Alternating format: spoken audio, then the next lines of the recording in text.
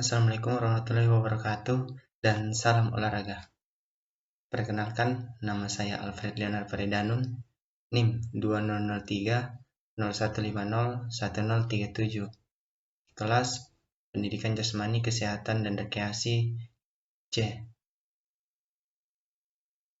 Pada kesempatan kali ini saya akan menjelaskan ataupun memaparkan bagian dari materi belajar motorik, yakni klasifikasi respon motorik dan klasifikasi kawasan psikomotor. Kita menuju ke klasifikasi respon motorik. Dalam mengkaji keterampilan motorik, salah satunya dapat dilakukan melalui karakteristik setiap gerakan. Berdasarkan kesamaan karakteristik yang ditemukan, maka dilakukan klasifikasi motorik pada pola-pola gerak tertentu. Pada bagian ini juga akan dikaji klasifikasi keterampilan motorik berdasarkan kecermatan gerak, awal dan berakhirnya suatu kegiatan, stabilitas lingkungan, gerak objek dan lingkungan, dan keterasingan terhadap suatu keterampilan.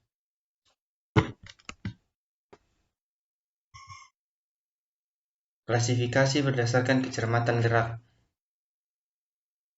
Klasifikasi keterampilan motorik ditinjau berdasarkan kecermatan gerak dapat dibagi menjadi dua, yaitu keterampilan motorik kasar atau gross motor skills dan keterampilan motor halus atau fine motor skills.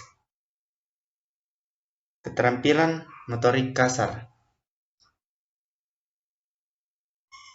Keterampilan motorik kasar adalah keterampilan motorik yang melibatkan otot-otot besar sebagai penggerak utama. Keterampilan motorik kasar berhubungan besar dengan luasnya penggunaan otot-otot dalam tubuh. Contohnya, berlari, meloncat, memukul, dan lain sebagainya. Selanjutnya, keterampilan motorik halus. Keterampilan motorik halus adalah keterampilan gerak yang melibatkan otot-otot halus sebagai penggerak utama. Sebagai contoh keterampilan menarik pelatuk senapan, keterampilan melepas anak panah pada cabang olahraga panahan, dan lain sebagainya. Kita menuju ke klasifikasi berdasarkan titik awal dan akhir gerak. Berdasarkan titik awal dan akhir suatu gerakan yang dilakukan, keterampilan motorik dapat dibagi menjadi 3 bagian. Yang pertama, keterampilan motorik diskrit. Yang kedua, keterampilan motorik serial. Dan yang ketiga, keterampilan motorik kontinu. Pertama, kita menuju ke keterampilan motorik diskrit. Keterampilan motorik diskrit adalah keterampilan yang dapat diketahui dengan jelas kapan saat dimulai dan kapan saat berakhir. Sebagai contoh, gerakan meloncat dalam loncat indah, gerakan mengguling ke depan, dan lain sebagainya. Yang kedua, keterampilan motorik serial. Keterampilan motorik serial merupakan gabungan dari beberapa keterampilan motorik terputus yang dilakukan secara berulang-ulang. Keterampilan ini dapat dilakukan dengan baik apabila stimulus dapat diperkirakan ataupun diantisipasi.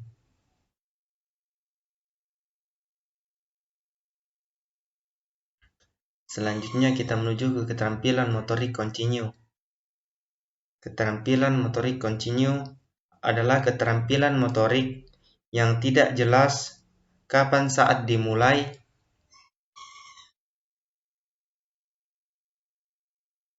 dan kapan akhir gerakan.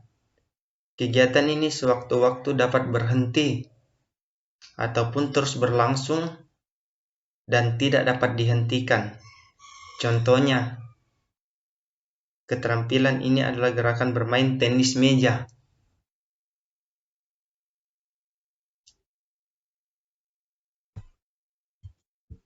Kita menuju ke klasifikasi berdasarkan stabilisasi lingkungan.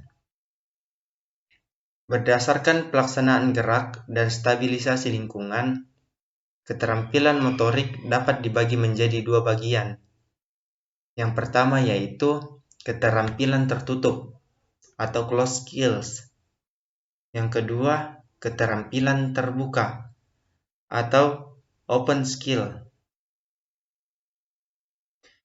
Pertama, keterampilan tertutup. Keterampilan tertutup adalah keterampilan gerak yang dilakukan dalam kondisi lingkungan yang tidak berubah-ubah dan gerakan dilakukan semata-mata dari stimulus dari dalam diri pelaku sendiri tanpa dipengaruhi oleh stimulus dari luar. Yang kedua, keterampilan terbuka. Keterampilan motorik terbuka adalah keterampilan gerak di mana lingkungan selalu berubah-ubah sehingga sukar diprediksi. Gerakan yang dilakukan selain karena adanya stimulus dari dalam diri pelaku, juga dipengaruhi stimulus dari luar. Keterampilan terbuka ada hampir pada semua cabang olahraga permainan. Kunci sukses pelaksanaan keterampilan terbuka tergantung pada kemampuan pelaku untuk beradaptasi terhadap stimulus yang berubah-ubah.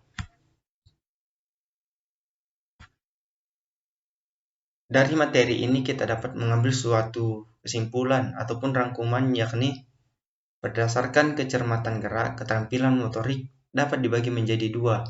Yang pertama, keterampilan motorik kasar. Yang kedua, keterampilan motorik halus. Berdasarkan titik awal dan akhir kegiatan, keterampilan motorik dibagi menjadi 3 kelompok, yakni keterampilan motorik diskrit. Yang kedua, keterampilan motorik serial. Dan yang ketiga, keterampilan motorik kontinu. Berdasarkan stabilitas lingkungan, keterampilan motorik dapat dibagi menjadi dua bagian. Yang pertama, keterampilan tertutup, dan yang kedua, keterampilan terbuka.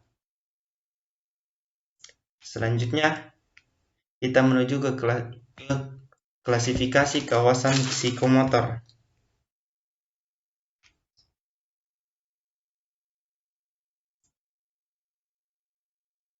Kata kawasan adalah terjemahan dari kata domain yang dapat diartikan sebagai bagian atau unsur. Kawasan psikomotor yang akan dikemukakan pada kesempatan ini bertitik tolak pada klasifikasi gerak yang dikemukakan oleh Harrow pada tahun 1972.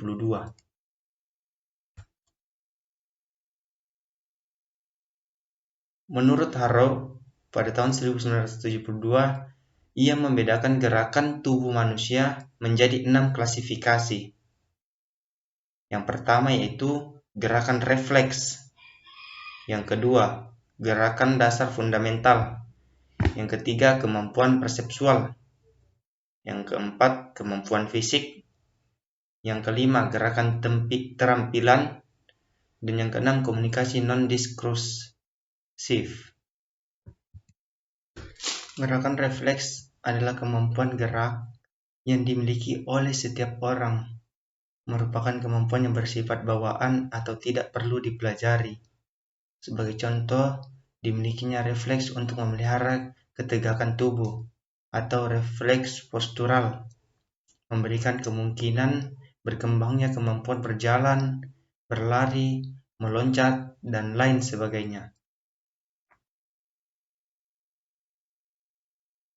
Selanjutnya kita menuju gerak dasar fundamental. Gerak dasar fundamental adalah gerakan-gerakan dasar yang berkembangnya terjadi sejalan dengan pertumbuhan tubuh dan tingkat kematangan pada anak-anak.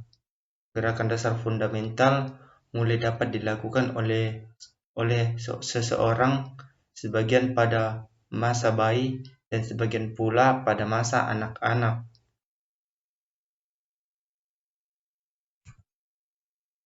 Dalam gerak dasar fundamental dapat dibagi menjadi tiga kelompok yang meliputi pertama, gerakan lokomotor, yang kedua, gerak non-lokomotor, dan yang ketiga, gerak manipulatif.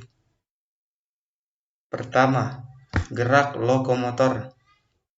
Gerak lokomotor adalah gerak perpindahan dari satu tempat ke tempat lain, misalnya merangkak, berjalan, berlari, ataupun meloncat.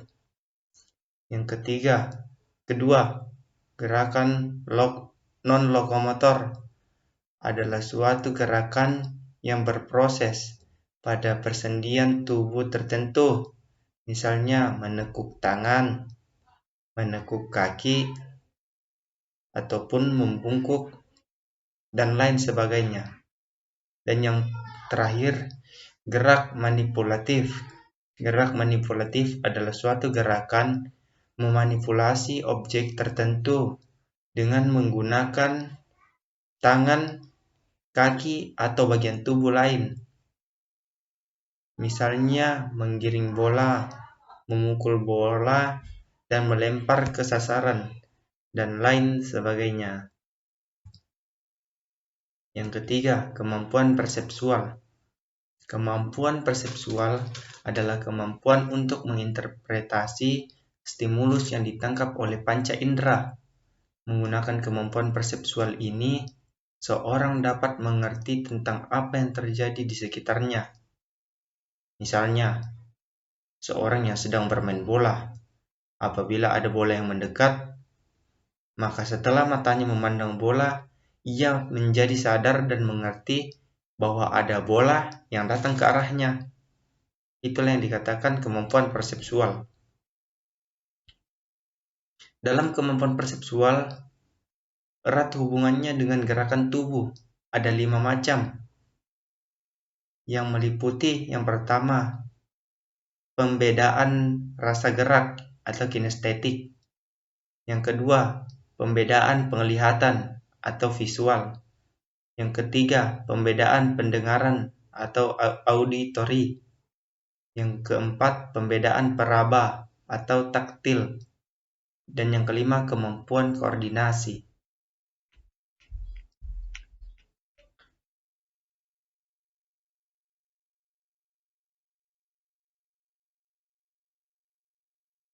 Yang keempat, kemampuan fisik.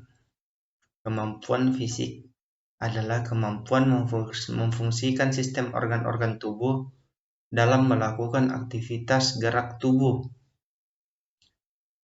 Kemampuan fisik sangat diperlukan dalam mendukung aktivitas gerak tubuh. Gerakan terampil dapat dilakukan apabila kemampuan fisik itu cukup memadai. Secara garis besar, kemampuan fisik dapat dibedakan menjadi 4. Yang pertama, kekuatan atau strength. Yang kedua, ketahanan atau endurance. Yang ketiga, kelincahan atau agility. Dan yang terakhir, kelentukan atau flexibility. Pertama kita menuju ke kekuatan.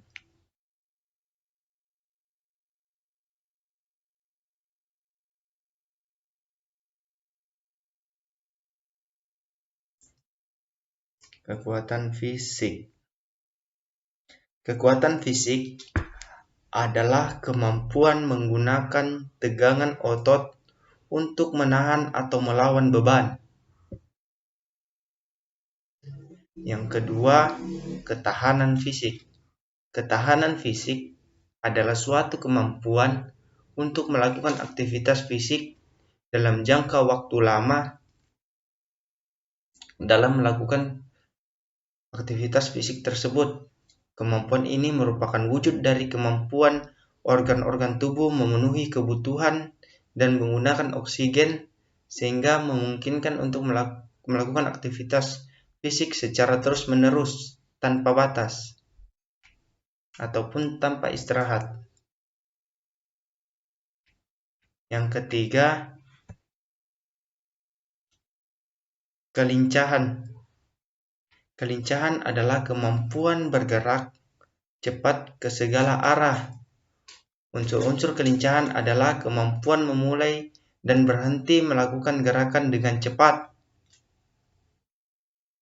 Jadi, kelincahan ini adalah suatu gerakan cepat dalam melakukan suatu kegiatan. Dan yang terakhir, kelentukan. Kelentukan adalah suatu keluasan gerak persendian.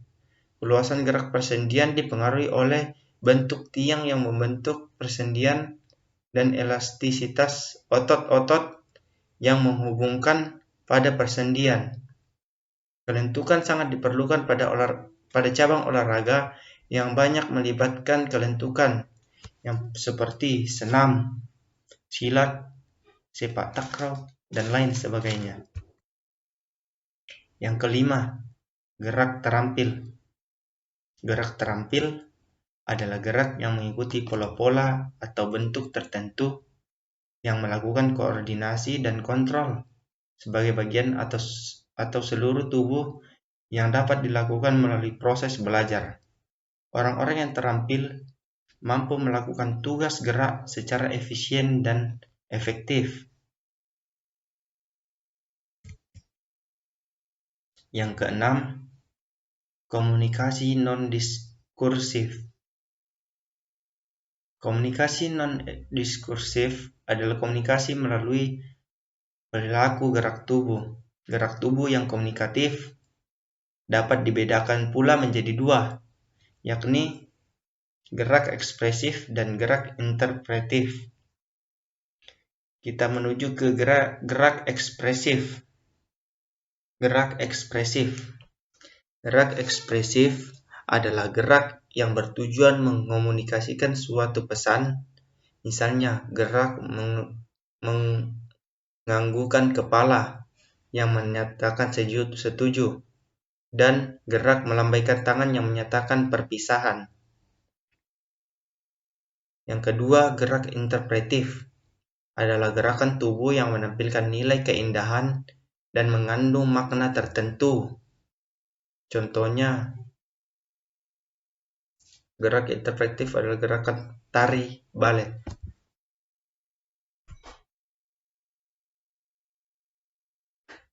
Dari materi ini kita dapat mengambil suatu kesimpulan ataupun rangkuman.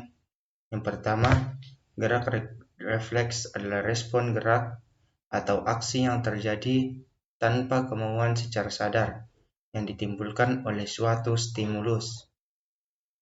Yang kedua, gerak dasar fundamental adalah gerak dasar yang berkembangnya terjadi sejalan dengan pertumbuhan tubuh dan tingkat kematangan pada anak-anak, yang terdiri dari 3 kelompok yang meliputi: yang pertama, gerak lokomotor, yang kedua, gerak non-lokomotor, dan yang ketiga, gerak manipulatif.